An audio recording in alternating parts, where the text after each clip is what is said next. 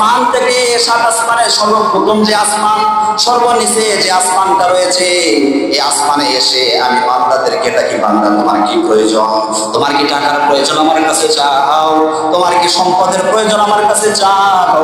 তুমি কি অসুস্থ? আমার কাছে চাও। তুমি কি জিনাহের কাজ করেছো? আমার কাছে ক্ষমা চাও। তুমি কি সুদ খেয়েছো? আমার কাছে ক্ষমা চাও। ও বান্দা শোনো শোনো, তুমি যদি একদিন, দুদিন, 1 বছর, 2 বছর নয়, তুমি 40 বছর, 50 বছর, 70 বছর করেও যদি তুমি গুনাহের কাজ করে এক ফোঁটা পানি যদি চোখ থেকে আল্লাহর ভয়ে, আমার ভয়ে যদি তুমি ফেলতে পারো, তাহলে আমি আল্লাহ তাআলা তোমার সকল গুনাহ ক্ষমা করে দিয়ে দিব।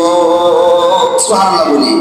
মাগফিরাতা রদ উমিদ আস লুৎফে তু সাকে খুদ ফর মোদাইনা তাকনাতু বাহরে আলতা ফিতু বে পায়া গো